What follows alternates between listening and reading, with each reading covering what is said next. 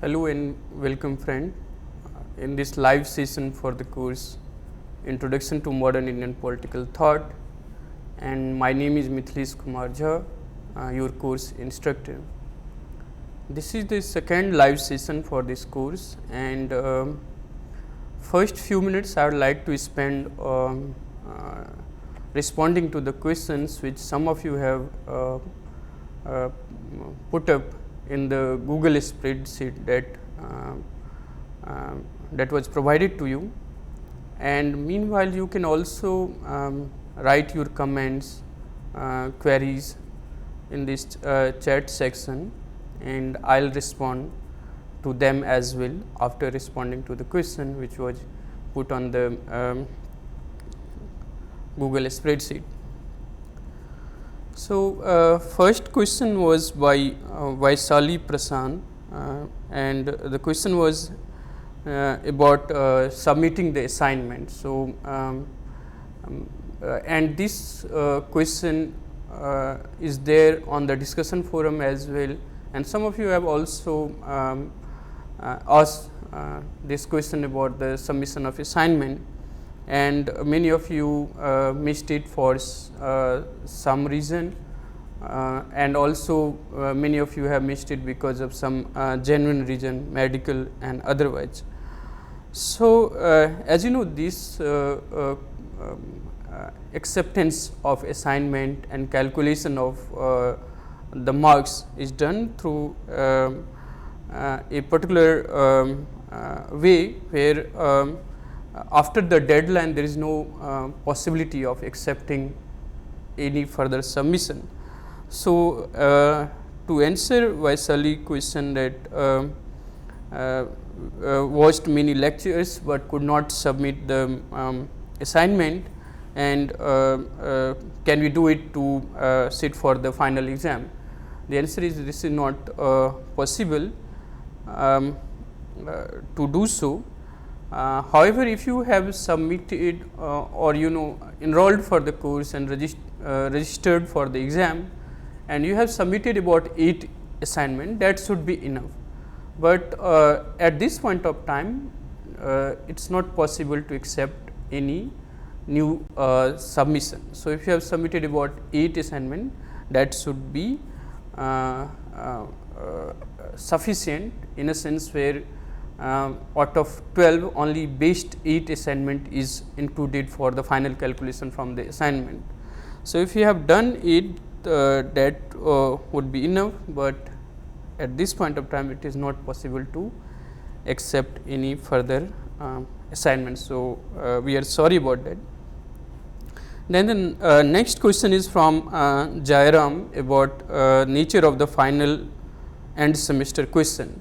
So, as I have discussed with you all in the previous live session as well, that the final end semester question would be of multiple choice question, and there will not be any subjective descriptive type answer, and the question would be based on the assignments, recall, or in a format where we will try to assess your analytical capability in a sense of understanding the concepts or the themes, and some questions would be based on your understanding of the themes, the concepts that we have discussed in the course. There would be some question on the basis of recall, what you have heard in the lectures, and there would be some from the assignments as well. So, in the final end semester exam or the final examination, the nature of the question would be multiple choice question, and there is no descriptive question. Okay, one question is from Govind, and that is about the exam or certificate, and some of you have been also asking me about the date of examination, and as you know, we are living in this unprecedented situation due to this pandemic, and that was the reason why this exam was postponed, and we are not very sure how and when situation will improve. So, at this point of time we are not sure when the final exam will be conducted, but people at IIT Madras and the organization involved in the conduct of the exam, they are monitoring the situation, and as and when it is feasible for them to hold the exam and they decide about the date, you will be accordingly informed. So, you can visit the course web page and discussion forum also, and after this live session you can also put up your questions and comments on the discussion forum and have a kind of continued engagement till the exam happens. So, you will be duly informed about the exam date as and when it is decided. So, that is about the date of exam, which is at this point of time a bit uncertain. About the method of grading or certificate, which is also part of Govind question. As you know that the final score for this course is calculated on the basis of your performance in the assignment. So, every week you are getting one assignment and you are supposed to submit that assignment before the due date. 25 percentage point is kept for that assignment and 75 percentage point is for the final examination. Now, to pass this course, you have to secure the passing mark in both, that is the weekly assignment and also in the final examination. And out of 25, you have to have 10 and more from the assignment, and similarly 30 and more than 30 for the final examination. And as I have said that you need to have the minimum requisite from both, from the assignment, that is 10 and more out of 25, and from the final examination, that is 30 and more. So, suppose even if you have more than 40 in the final examination, but you have 0 in the assignment, you will not be considered as passed from this course. So, that is about the grading. About the certificate, there is different kind of certificate, and these details you can find on NPTEL website as well. So, this course is also for the faculty. So, there is one certificate for faculty development program, and then if you score more than 40 and 15, if you score 40 to 59, so remember 40 is the passing mark, 10 from assignment and 30 for the final examination. So, if you score 40 and up to 59, you will get a certificate which is successfully completed, and there is 3 more category of certificate. Elite, if you have more than 60 to 74, elite with silver if you have 75 to 89, and elite with gold if you have 90 and above. So, these are different kinds of certificate which you will get depending upon your performance in the assignments and also in the final examination. So, that is my answer to Govind. Monica Sonavane did not mention her question, but I look forward to your question, and those of you who have joined us just now, please keep typing your queries and comments. After responding to these questions which was put up on the Google spreadsheet, I will get back to the questions which you are putting on the chat section here. So, the next question is by Chaitanya: how the evaluation of the course be conducted, as it is quintessential for the award of degree which needs to be done before June end. And this is the concern which I am sure many of you will be having, and having now also.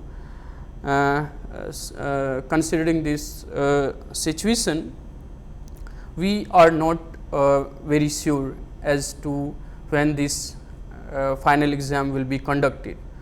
It all depends on the improvement of the situation or getting back to the normalcy. And so, as I said in the beginning that the IIT Madras team is closely monitoring the situation, and they are also considering these concerns which you have mentioned, and when they decide about the feasibility, keeping in mind the deadline as you have mentioned, the June end and other consideration, whenever they make such a decision, you will be informed. So, the exam is conducted by the organized by the IIT Madras, and they take the decision. So, when they take the decision, we will be duly informed, and at this point of time we are not very sure. This is affecting the regular courses also, not just this online course. So, I request you to have patience about that.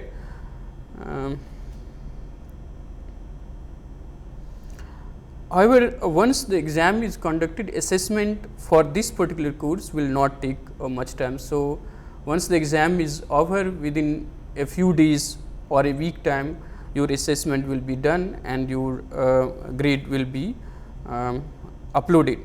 So, assessment and grading will not be a big problem. The major issue is having the normalcy to conduct the exam. So, you have to be patient about that. And then the final question before I come to the chat section by Vikas Bharati, and this question is put up on the discussion forum also by Naresh Raja. This is about the current situation due to COVID-19, which he argues that it will take about 2-3 months for the situation to improve. So, can we have grading on the basis of the performance in the assignment? So, as you know, it is not possible as we look at the course structure and the course outline, and as I have said in the beginning also, that there are two components for grading, that is your weekly assignment and the final examination. So, it will not be feasible not to have the grading only on the assignment, and then Vikas is also asking, if that is not feasible, can you consider having online examination so that students can take exam from home and they do not have to travel in this lockdown? So, this is again a good suggestion, but I am not very sure whether and how far it is feasible, since you know the conduct of exam requires some degree of supervision by the examiner or the invigilator, and especially in this situation, however, one can think of conducting the exam from the home through some kind of online testing. I am not very sure, and once again I will respond that it depends on the IIT Madras as to when and how to conduct the exam, and when they decide you will be duly informed. So, that is my question to and that is my answer to Govind. Sorry, yeah, that is my answer to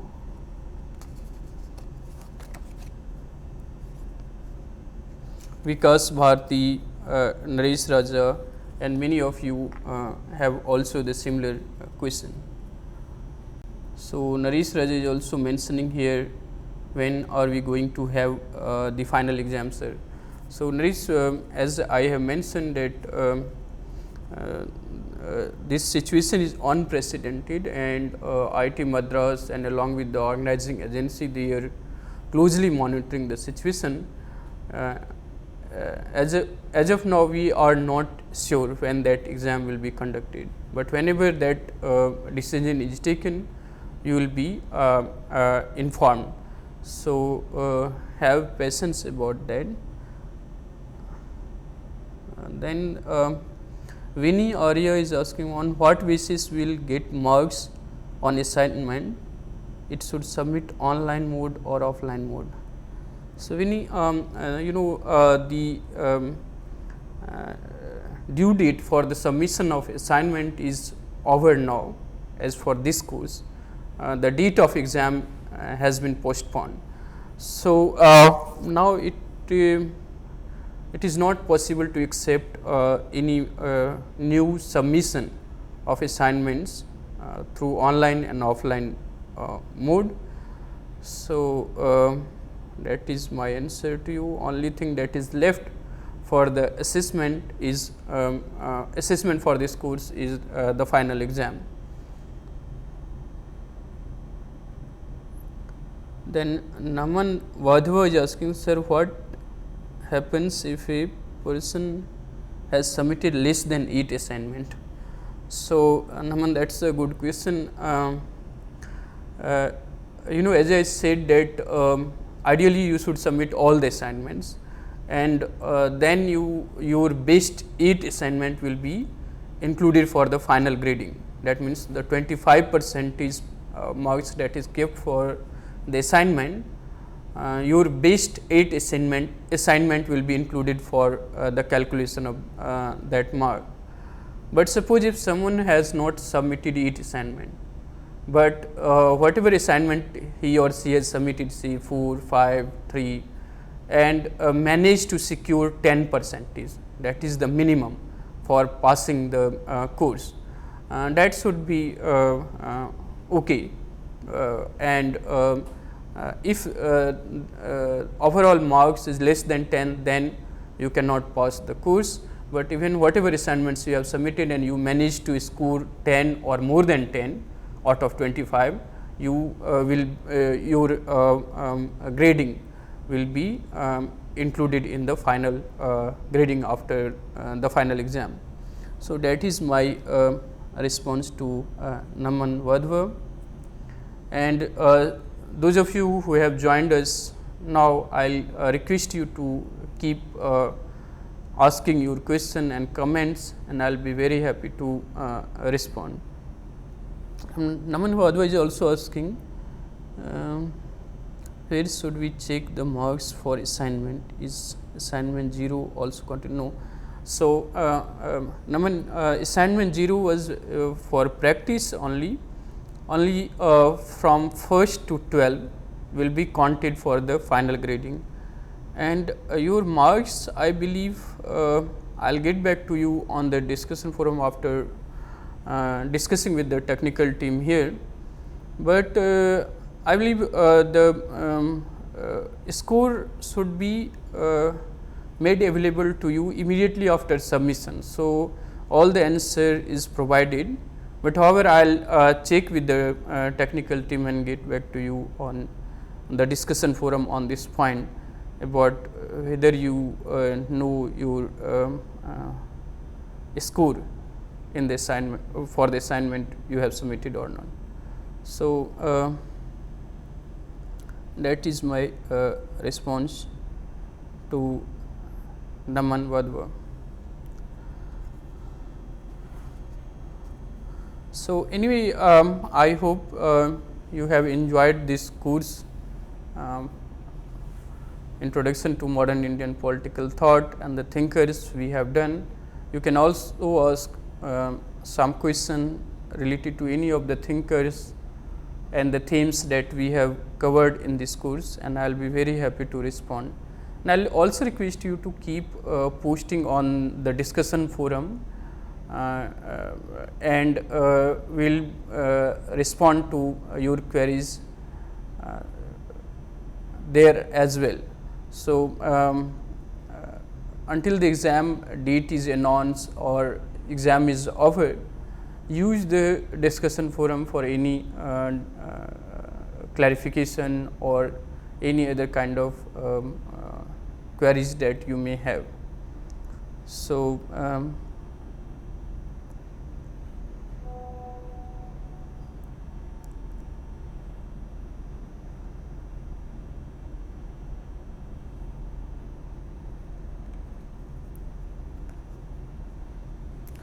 any question on the themes that we have covered, I will be very happy to respond to those as well, or any other kind of dots you have. So, most of you are really worried about the exam, but as I said that this is a very unprecedented situation, and it is really hard to predict when and how situation will improve.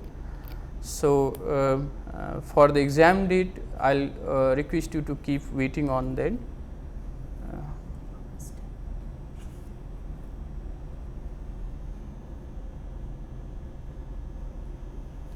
So, to respond to Naman about checking the assignment, so on the progress tab, you can figure out the marks you have obtained for whatever submission, whatever assignments you have submitted for the course. So, on the progress tab on the course web page, you can find out the marks you have obtained for all the assignments that you have submitted for the course.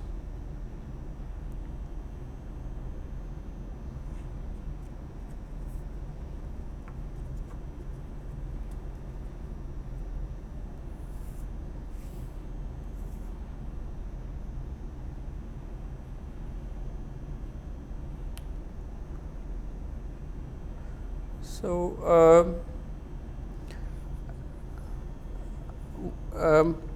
let me also discuss some of the major issue about this course, which is the relevance or say significance of political thought. And if you look at the outline of the course and the thinkers that we have included, I request you to visit the introductory or the concluding lecture to further develop your understanding of political thought and thinking in modern India. And all these thinkers, as I have been telling you, are those who were actively involved in the politics. So, their thinking or theorization and reflection on many political issues that we have discussed, for instance, the role of religion in politics, the idea of secular nationalism or Hindu nationalism, or Iqbal ideas on self and community. All these issues are theorized and reflected upon by these thinkers who were actively involved in the politics of their time as well. And that gives you a kind of introduction to the major challenges or the major disputation that is there on many issues in contemporary Indian politics as well. For instance, how we should define nationhood, how we should think of India's role in the international sphere, what is the global outlook or international views among these political thinkers, the role of caste, how to develop a constitutional morality or liberal democracy.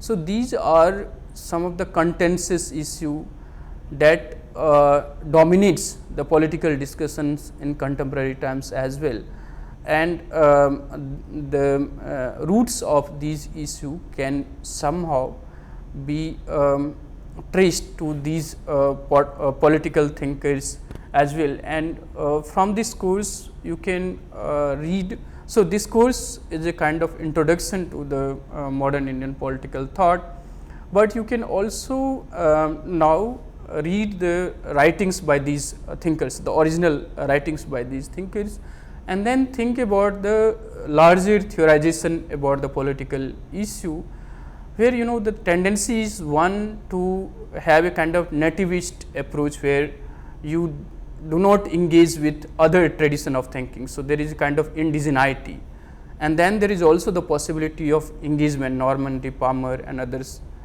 thought we discussed. So, political thought and the closer engagement with Indian political thought, I believe will not just help us to understand many contemporary political problems and challenges that we face, but also help us theorizing the politics of our time and how we can engage with other tradition of political thinking. So, modern Indian political thought and a closer engagement with this thought should enable us to that kind of theorization also. Okay, so yes, Naman, you got it, so good. Vikas Bharti is asking that, sir, can you throw some light on the similarities and differences between thought of Dr. B.R. Ambedkar and Ram Manohar Lohia? So, this is a very good question, Vikas, and I am glad that you asked. So, what could be the similarities between these thinkers? Let us discuss that first. As you know, Lohia was much more rooted in the Gandhian socialist tradition, and Ambedkar was someone who is from the liberal tradition and not necessarily certainly not a Gandhian, and he was very critical of Gandhian position on caste and so on. So, the similarity between Lohia and Ambedkar is that both of them wanted to create egalitarian democracy in India. And what does egalitarian democracy means?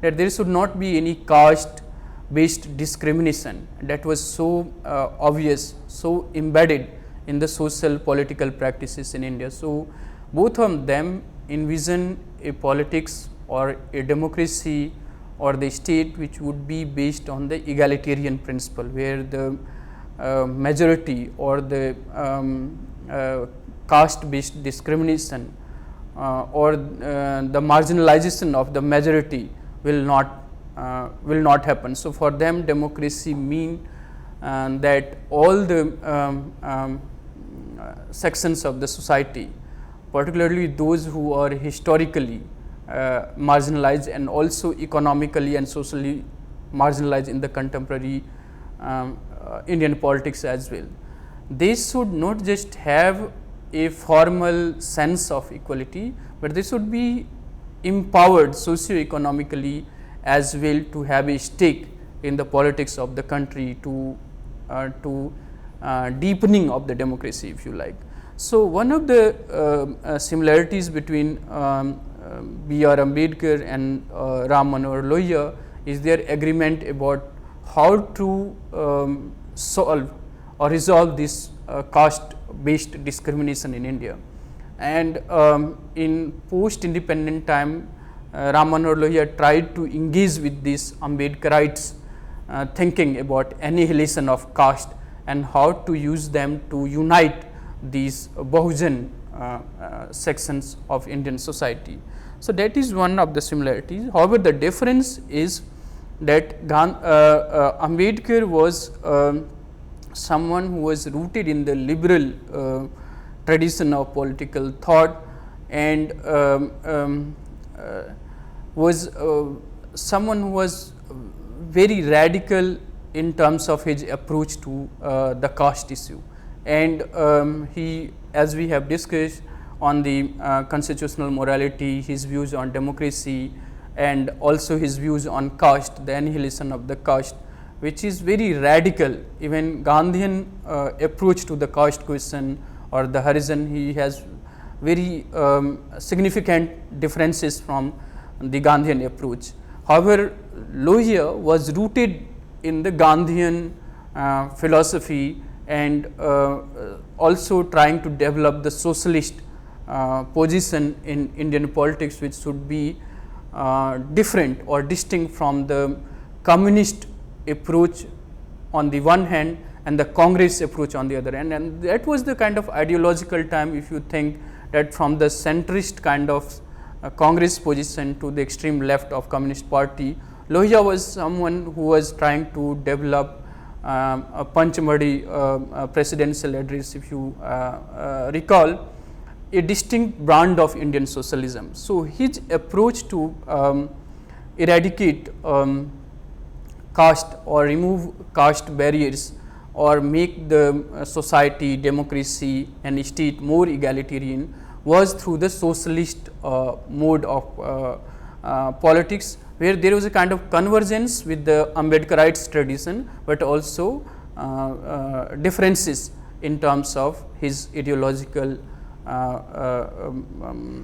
position from the socialist tradition. So, that is my response to Vikas' question on the similarities and differences between Ambedkar and Lohia, and I hope I respond to your queries. One other differences is that for Lohia, if you look at the Saptakranti, Chaukamba state, the idea of decentralization or the use of Indian languages, we do not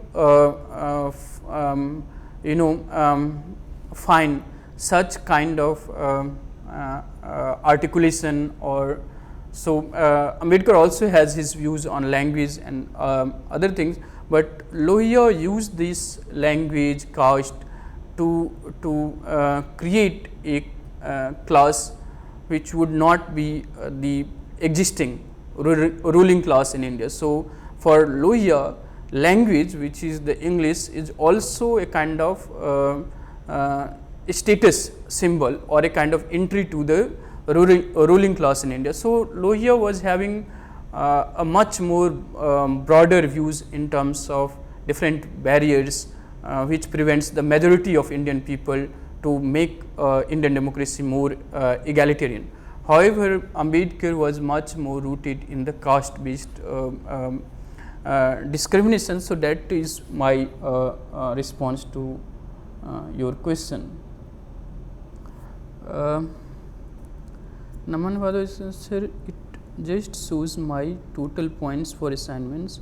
How can I see the marks as points are different from passing 20? So, Naman, I think you write the total marks that you have obtained on all the assignments that you have submitted. So, one assignment is 10 for 10 marks. So, 8 assignments would be 80. So, 80 marks you can divide, make 25%, and then you can see accordingly how each assignment is say for one assignment for. So, if you have 25 marks for each assignment, so in 25 marks. So, for one assignment it would be 25 by 8, something around 3 point something. So, for one assignment, and then depending upon your performance within one assignment, that marks will be calculated. So, we will calculate and get back to you on the discussion forum. So, you can put up this question there. So, roughly one assignment carries 1 week's assignment carries about 3 point some 3 marks or like that, 3.1 1 like 1-2 marks or something like that. So, how much marks out of 25 you have obtained, will respond on the discussion forum after looking at your all your submission, and then will respond. So, I think that is all for today's interactive session, And as I have said that please keep visiting the discussion forum regularly and write your question, comments, and we will be very happy to respond to those within 24 hours and very promptly. And all the technical kind of questions about the submissions and other problems that you are facing, please also mention them there. We will certainly get back to you. So, I am really glad and appreciate your participation both during this interactive session and also throughout this semester on the discussion forum. However, I would like to request you to give your feedback on the course, the contents or the teaching methodology, and whatever the learning outcomes that you have experienced. So, I will be very happy to hear from you, and it help us improve the course contents and pedagogy. So, I request you to share your feedbacks on the course contents and teaching methodology as well. I once again thank you for enrolling and registering for the course, and I wish you all the best for the final examination. Keep safe and keep well. Good luck for the final exam, and let me once again thank you and request you to have patience about the final exam. So, we are living in uncertain times. We are not very sure when the final exam will be conducted, but as and when this decision is taken, we will promptly inform you. So, till then, thank you and best of luck for your final exam. Thank you all.